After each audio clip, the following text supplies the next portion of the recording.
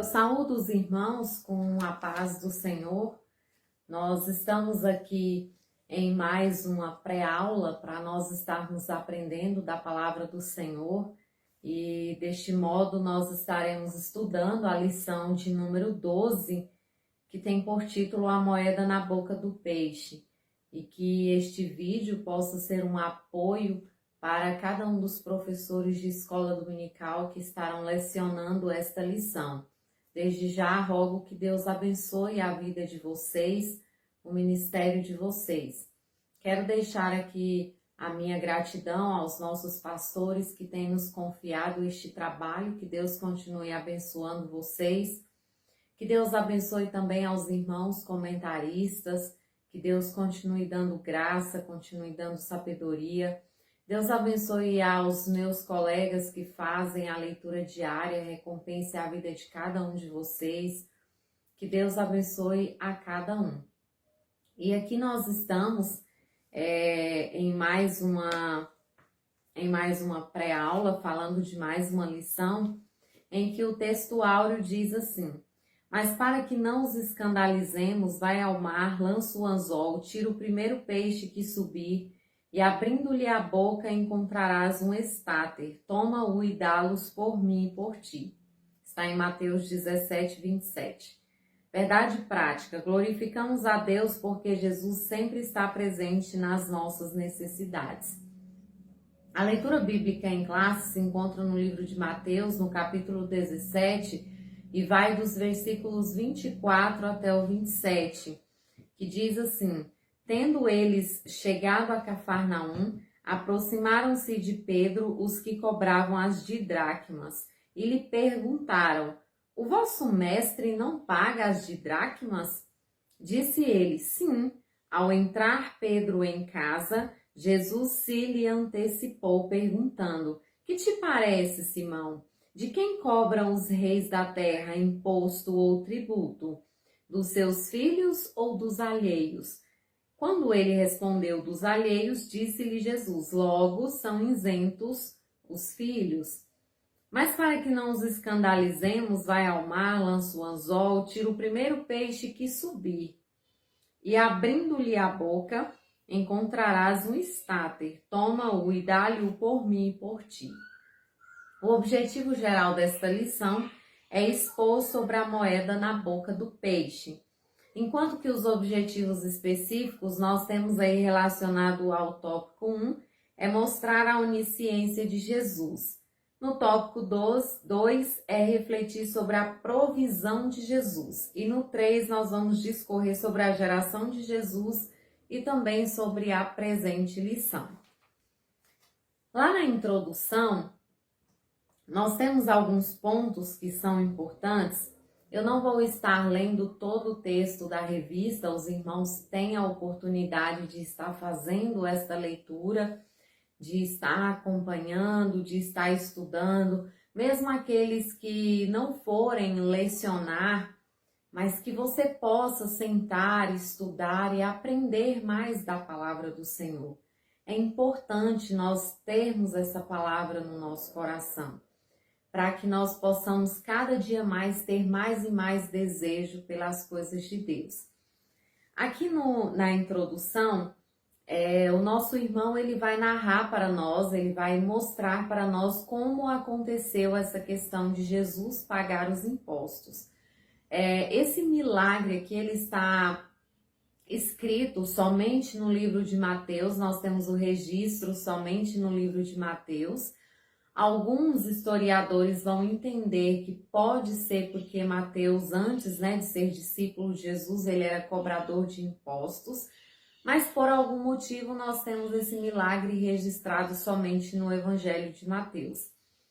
Jesus e os seus discípulos, eles estavam regressando secretamente aos domínios de Herodes. Por que secretamente? Porque eles já sabiam que, de certa forma, nós vamos ver aqui, que de certa forma Jesus já estava sendo observado para ser pego em alguma falha, para que eles tivessem um motivo para matá-lo. Então é por isso que a Bíblia vai dizer que eles retornavam de uma forma mais secreta. Jesus e seus discípulos vão a Cafarnaum, que é a base do ministério de Jesus. E quando eles chegam naquele lugar, o apóstolo Pedro é questionado por aquele que cobrava impostos do templo. Ele pergunta se Jesus paga esses tributos, esses impostos. E aqui o que acontece? A lei exigia, nós temos aqui alguns detalhes, em alguns contextos nós vamos ter que a lei exigia a partir dos 19 anos para o homem pagar um imposto que era religioso. Outros vão dizer que a partir dos 20 anos. Certo é que precisava pagar esse imposto precisava ser devolvido. Pago. Nós vamos ver lá em Êxodo, eu quero ler aqui, lá em Êxodo, no capítulo 30, o versículo 13 e o 14 somente. Mas os irmãos podem observar que na revista nós temos aí uma extensão maior de referência. Mas para o vídeo não prolongar bastante, eu vou estar lendo só 2 versículos. Quando o Senhor está dando as ordenanças a Moisés, ele vai dizer, 13, isto dará todo aquele que passar o arrolamento a metade de um ciclo, segundo o ciclo do santuário.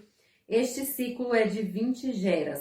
A metade de um ciclo é a oferta ao Senhor. Qualquer que entrar no arrolamento de 20 anos para cima, dará a oferta ao Senhor. Então aqui no texto sagrado, nós vamos ver que lá nas ordenanças a Moisés, no tabernáculo, foi ordenado que todo homem, a partir dos 20 anos, ele precisava contribuir com um determinado valor, e era um valor igual para todos, independente da condição financeira da pessoa. E esse valor era uma forma de sustentar, de ser utilizado na construção, no sustento, vamos dizer ali, do tabernáculo. E aqui nós vamos ver nesse milagre de Jesus que ali no templo era cobrado esse imposto. Em alguns comentários nós vamos encontrar que eles armavam uma tenda para estar recebendo esse imposto. Não sei ao certo, não consegui compreender ao certo, a Bíblia não traz, com detalhes, se era anual, se era mensal, de que forma era, mas era algo que precisava ser pago. E então ali, quando aquele homem cobra de Pedro e coloca ali, até mesmo Pedro coloca Jesus até numa situação embaraçosa, nós vamos ver que Jesus, ele faz um questionamento, que mais à frente nós vamos estar falando disso, mas ele faz questão de pagar aquele imposto. Mas Pedro deveria buscar esse dinheiro, que, operando milagres, esse dinheiro estaria dentro de um peixe. Ou seja, Jesus, ele é o nosso provedor, Jesus, ele quer operar milagres, Jesus, ele tem planos, tem propósitos na nossa vida, mas nós precisamos fazer a nossa parte. O tópico 1 vai falar sobre a onisciência de Jesus. Nós já estudamos, se não me foge a memória, foi o trimestre anterior, não vou afirmar com toda certeza, mas nós já estudamos aí sobre a questão das doutrinas da nossa fé e falamos sobre Jesus Cristo. Falamos sobre a questão dele ser filho de Deus, de quando ele veio cumprir o seu ministério terreno, que ele era homem, mas ele também era Deus. Então aqui nesse milagre nós percebemos a onisciência de Jesus. Lá em Provérbios 15, versículo 3, diz assim: os olhos do Senhor estão em todo lugar, contemplando os maus e os bons. Isso aqui fala para nós da onisciência de Deus. E aqui nós vamos ver que Jesus, ele demonstrou o seu conhecimento através desse milagre. Primeiro porque quando ele vai e fala, Pedro, vai lá e pesca um peixe, e a moeda que você encontra lá, você paga o imposto. Jesus estava mostrando que ele sabia que o Pedro conseguiria pescar um peixe que teria uma moeda na sua boca. Então nós vamos ver aqui que isso mostra a onisciência de Cristo. ele exerceu também nesse contexto a sua autoridade divina sobre a natureza, assegurando que aquele peixe que tinha a moeda na boca, ele seria fisgado, né, pela isca, pelo anzol, pela rede, pelo que Pedro estava utilizando para pescar. Então nós vamos ver que aqui mostra a onisciência do Senhor Jesus Cristo. Ou seja, Deus, ele é perfeito, ele conhece as nossas necessidades, ele conhece todas as coisas. E quando se fala de onisciência, ele nunca é pego de surpresa. Às vezes nós vemos, por exemplo, no próprio meio evangélico, entre nós mesmos, dentro das igrejas, nós vemos pessoas que às vezes têm um chamado e eles começam de uma maneira tão bonita, tão maravilhosa, tão poderosa, sendo usados com autoridade. E de repente aquela pessoa entra em uma vida de fracasso. E de repente aquela pessoa vive uma situação que para muitos é uma surpresa, jamais imaginaria que isso aconteceria. Mas Deus não foi pego de surpresa, ele é onisciente. Quando o homem pecou no jardim do Éden, Deus não foi pego de surpresa. Às vezes muitas pessoas têm essa tendência em achar que, nossa, o homem pecou, mudou todos os planos de Deus, agora ele precisa se organizar e fazer as coisas de uma outra forma. Não, ele não foi pego de surpresa, ele jamais será surpreendido, porque ele é onisciente, ele conhece o passado, o presente, o futuro, ele conhece o que cada um de nós irá escolher. E às vezes alguém pode se perguntar, mas se Deus é onisciente, se ele sabe o que vai acontecer, por que ele não dá o livramento? Por que ele permite que isso aconteça com aquela pessoa? Porque nós temos o livre-arbítrio. E muitas coisas, eu diria que quase tudo que nós passamos na nossa vida são consequências das nossas escolhas, sejam elas boas ou ruins, mas nós temos aí resultados. Nós fazemos escolha e nós temos resultados dessas escolhas. Mas Deus nunca deixou e nunca deixará de ser onisciente, ou seja, de conhecer a todas as coisas. No item 2, nós temos Jesus e sua autoridade divina. Aqui eu quero voltar na pergunta que Jesus faz para Pedro. Ele diz assim: que te parece, Simão? De quem cobram os reis da terra imposto ou tributo? Dos seus filhos ou dos alheios? Aí Pedro responde, né? Dos alheios. Aí Jesus fala: logo são isentos os filhos. Aqui Jesus, ele estava mostrando através dessa palavra a sua autoridade divina. Ele estava mostrando que ele era rei dos reis e senhor dos senhores, que ele era o filho do Deus vivo que havia sido enviado para a redenção dos nossos pecados. Então, se ele era rei, ele não precisava pagar impostos. Jesus estava declarando naquele momento que ele era rei. Ele estava declarando naquele momento que ele era filho de Deus. Só que para não escandalizar, Jesus realiza esse milagre para que pudesse ser pago o imposto e não escandalizar aquele povo. É interessante mencionar que esse é o único milagre que Jesus operou em seu favor, no sentido de prover algo para pagar um imposto que era seu.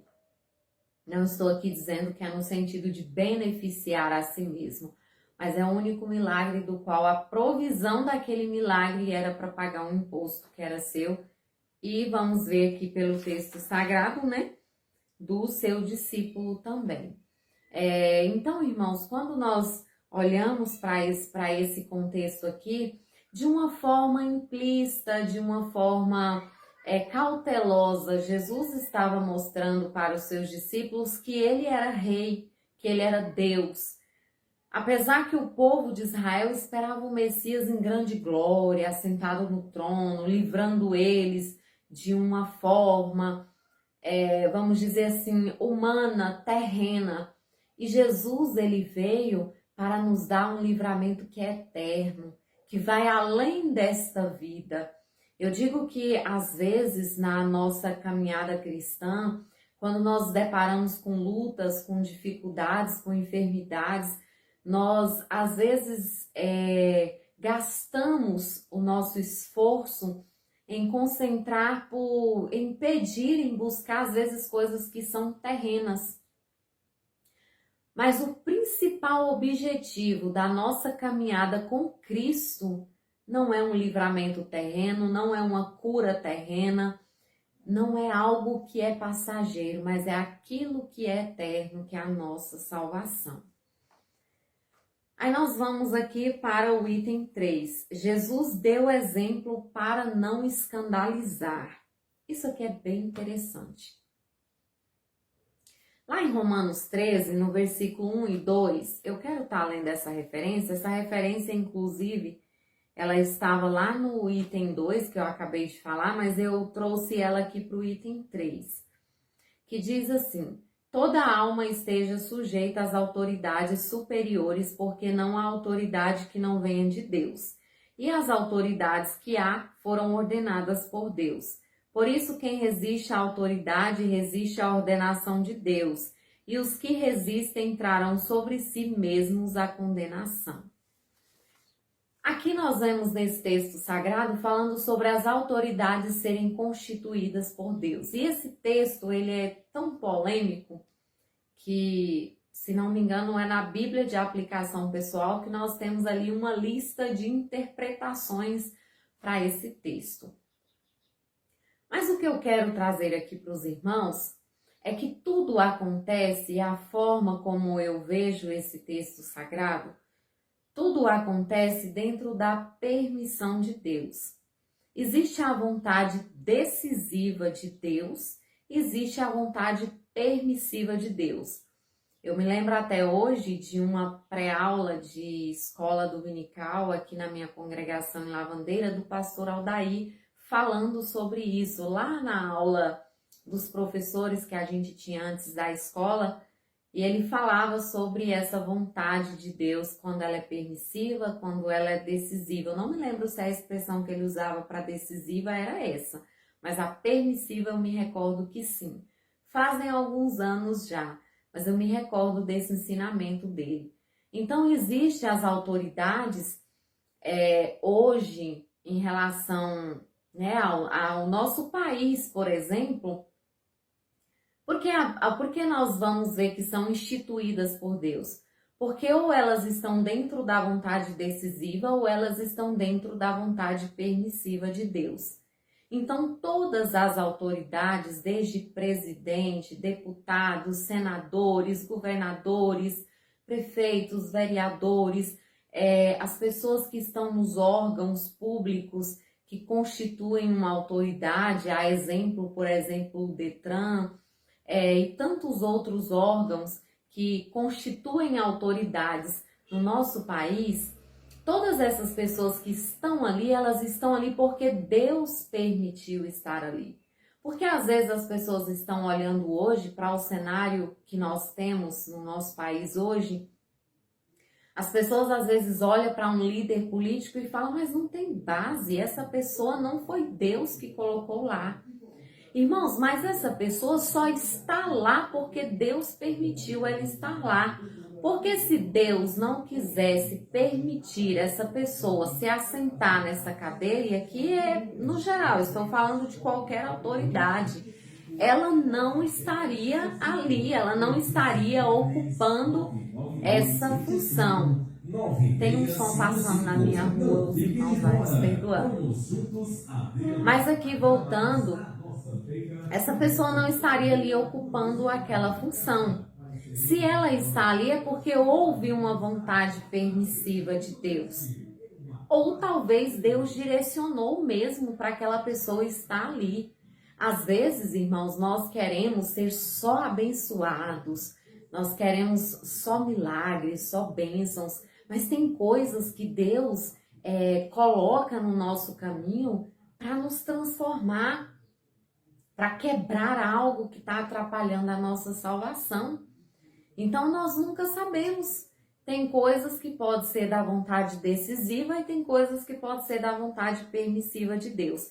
Certo é que o texto diz: todas as autoridades são instituídas por Deus. E aí o texto continua dizendo: quem resiste à autoridade resiste à ordenação de Deus e trarão para si mesmo condenação. Então Jesus aqui, ele deu um exemplo para não escandalizar.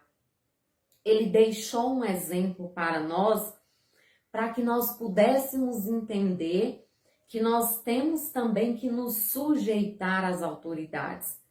Mas eu quero falar disso assim com mais detalhes num tópico mais à frente, sobre essa questão de sujeitar às autoridades. Aí aqui nós vamos ver, eu coloquei aqui uma frase que diz o seguinte: o embaixador obedece às leis do país em que exerce sua diplomacia. Nós somos embaixadores de Cristo. E isso está lá em 2 Coríntios 5 e versículo 20, que diz assim: de sorte que somos embaixadores da parte de Cristo, como se Deus por nós rogasse. Rogamos-vos, pois, da parte de Cristo, que vos reconcilieis com Deus. 2 Coríntios 5 e 20.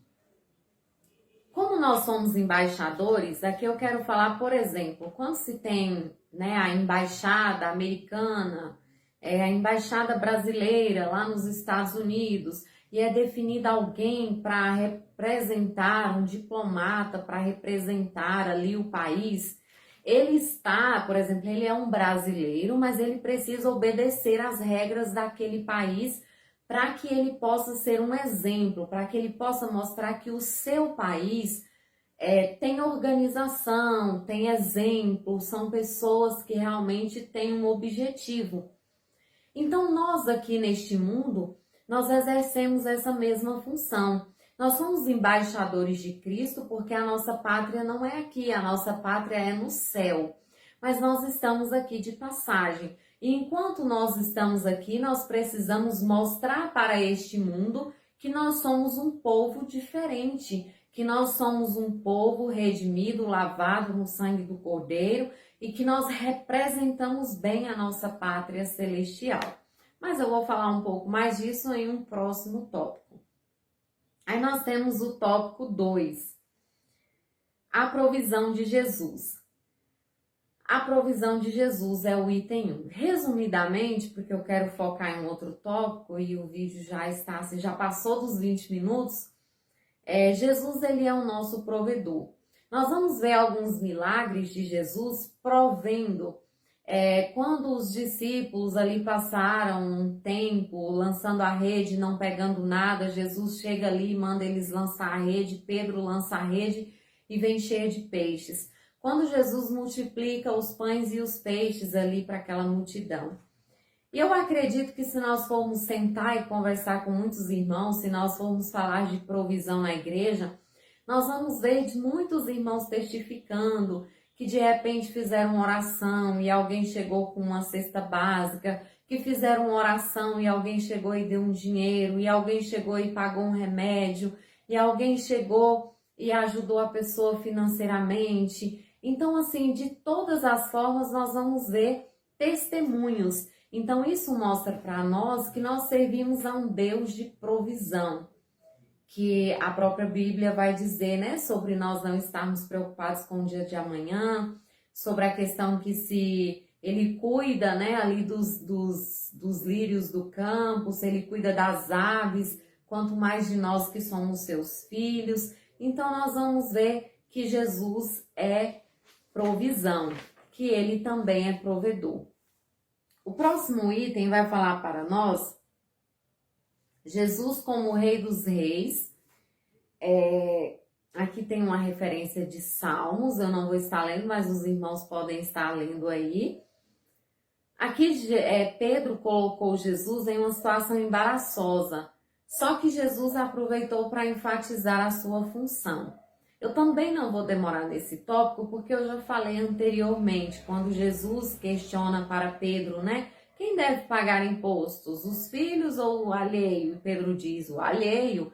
Jesus estava enfatizando que ele era filho de Deus, que ele era rei e que ele não necessitava pagar impostos. Mas ele faz isso como uma forma realmente de não escandalizar, ou seja, de mostrar exemplo de uma sujeição a uma autoridade que era terrena. Próximo, nós temos aqui o próximo tópico, vai falar, somos estrangeiros neste mundo. Aqui eu quero voltar no contexto de sujeitar as autoridades. Eu sei que quando se fala em sujeitar as autoridades, isso traz para nós muitas questões, muitos questionamentos. E aqui o que eu coloco para os irmãos? Nós estamos aqui neste mundo, estamos sujeitos às leis, ao Estado, às autoridades que são instituídas. Mas a Bíblia diz o quê? Buscai primeiro o reino de Deus ou dos céus. E aqui nós temos que ter cuidado para nós obedecermos às leis que regem o nosso país, para nós obedecermos às autoridades, respeitarmos as autoridades, mas ao mesmo tempo nós não perdermos a nossa essência de embaixadores de Cristo, não perdermos a nossa essência de cristão. Aqui eu quero falar um pouquinho sobre isso, porque nós precisamos ser leal à nossa pátria, mas nós precisamos respeitar onde nós estamos. Tem muitos crentes que eles aproveitam deste texto, que eles aproveitam disso, né, em dizer que precisam ser leal a Deus, e às vezes estão sonegando impostos, às vezes estão deixando de pagar um tributo, às vezes estão, eu vou entrar num assunto polêmico, às vezes estão utilizando de um automóvel, seja uma moto, um carro, qualquer tipo de automóvel que não está documentado, que está, né, ali, vamos dizer assim, embaraçado a documentação. Às vezes estão deixando de pagar o imposto, por exemplo, tem a polêmica também do IPTU. Então, nós temos aí várias situações que nós podemos estar listando aqui. Então, tudo isso nós precisamos ter zelo, nós precisamos lutar para que nós não venhamos escandalizar.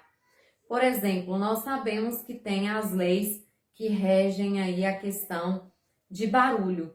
Aí eu, como crente, na minha casa, 11 horas da noite, eu ligo um som nas alturas, tocando hinos. Eu vou evangelizar os meus vizinhos ou eu vou irritá-los e escandalizar o evangelho? Ah, não, liguei aqui porque eu quero ouvir, porque também é uma forma de evangelizar. Mas e o horário? As leis, de repente, da minha cidade não permitem que eu esteja com o som àquela altura naquele horário. Então, tudo isso são formas, tudo isso nós precisamos estar vigilantes, precisamos ser leais à nossa pátria, não podemos perder a nossa essência de cristão, mas nós precisamos também respeitar as leis do país em que nós estamos. E muitos crentes têm deixado a desejar. Vamos ter cuidado com a forma como nós nos referimos às autoridades. Às vezes, tem muitos crentes que eles usam palavras pesadas para se referir às autoridades, para se referir a uma determinada autoridade, seja da sua cidade, seja do seu estado, do seu país, independente de qual for. A Bíblia está dizendo o quê? Que se nós não sujeitamos a ela, nós estamos indo contra a vontade de Deus, a ordenança de Deus, e estamos buscando, né, a nossa própria, trazendo como consequência a nossa própria condenação. Eu não vou estender esse assunto, mas os irmãos podem trazer mais detalhes, mais exemplos disso na escola dominical, porque a gente sabe que esse é um assunto muito polêmico, que muitas vezes muitos crentes desconsideram, não concordam, querem viver à sua maneira, e Deus não se agrada. Nós precisamos respeitar as nossas leis, nós precisamos ser sujeitos aos nossos patrões, desde que não venha ferir os nossos princípios. Nós precisamos ter responsabilidade no nosso trabalho, porque senão a primeira coisa que as pessoas olham e falam, fulano é crente. E tem pessoas que às vezes chegam até mesmo a dizer que os funcionários mais difíceis que ele tem na empresa dele, ou que ele tem ali sobre a guarda dele, são os crentes. Tem gente que fala. Então vamos ter essa vigilância, porque nós estamos pregando o evangelho não só com as nossas palavras, mas com as nossas atitudes também. Então vamos mostrar que nós somos embaixadores de Cristo e que nós respeitamos as leis do nosso país, desde que elas não venham infringir a nossa conduta cristã. E não é também, eu quero dar um conselho aqui, não é também quando você olha para algo, até mesmo no seu trabalho, e aquilo ali vai contra a sua conduta cristã, não é você ter sabedoria para resolver aquela situação. É você ter sabedoria para dizer não para aquela situação. Porque tem crente que nem nisso ele tem sabedoria. E às vezes ele compra um problema maior ainda. Então vamos buscar de Deus sabedoria para que aquilo que vem para nos atingir, para atingir a nossa fé, porque o inimigo tem trabalhado para isso. Nós temos visto muitas coisas sendo aprovadas, muitas coisas sendo legalizadas, sendo liberadas, que vão contra a nossa fé. Mas nós precisamos saber falar e saber agir diante disso. Vamos pedir a Deus sabedoria. Nós temos aqui o tópico 3. Vou resumi-lo porque o meu vídeo está ficando grande. Sua encarnação. Jesus, ele substituiu os rituais do tabernáculo. Ele se tornou a própria oferta, o próprio sumo sacerdote que entregou a si mesmo para a remissão dos nossos pecados. Embora Jesus fosse filho de Deus para quem o templo apontava, lá em João 2, os versículos 20 até o 22, nós vamos ver ali que quando Jesus, chega ali no templo e vê aquelas coisas acontecendo, e ele tira, aquilo ali para fora e começa a falar. E aí os homens falam, mas que sinal você dá, o Senhor dá para nós? E ele fala, se vocês derribarem esse templo, eu construo em 3 dias. E eles disseram, mas levaram tantos anos para ser construído, como o Senhor constrói em 3 dias?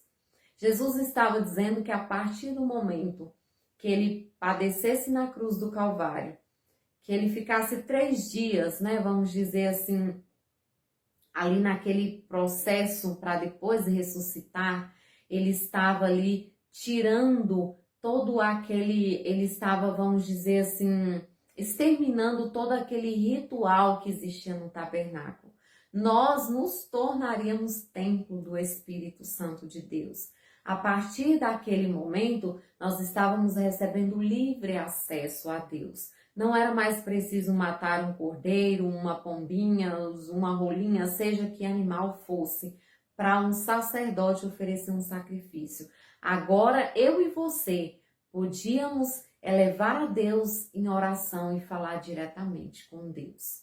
Poderíamos diretamente entrar na presença de Deus no santuário do Altíssimo. A moeda, valor monetário.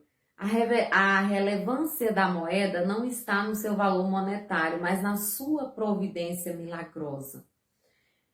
Quando nós olhamos aqui, o comentarista traz para nós que Jesus, simbolicamente, ele pagou as nossas dívidas.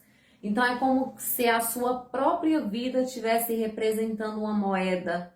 Havia um débito no céu para com Deus. O homem havia pecado e sido destituído da glória de Deus. Mas Jesus, com o seu sacrifício vicário, ele estava quitando esse débito que havia lá no céu e estava ligando novamente o homem ao seu Criador, a criatura ao seu Criador. A lei era olho por olho e dente por dente. Mas Jesus pagou um preço por nós com a sua morte. Somente ele poderia remir os nossos pecados. Somente Ele poderia nos dar a oportunidade de entrar pela porta, a porta da graça, e viver uma vida em comunhão com o Pai. Conclusão. Esta lição ela traz para nós muitos pontos importantes. Parece ser um milagre muito simples, parece ser uma lição muito simples, mas ela fala sobre a divindade de Jesus, a submissão que nós precisamos ter às leis que regem o nosso país, que regem o nosso estado, o nosso município, o lugar que nós estamos. E isso aqui de sujeitar às autoridades também se fala sobre nós obedecermos o estatuto, as normas, as doutrinas vigentes dentro da nossa igreja. Tudo isso aqui está sendo englobado. E por fim, nos mostra um Deus de provisão.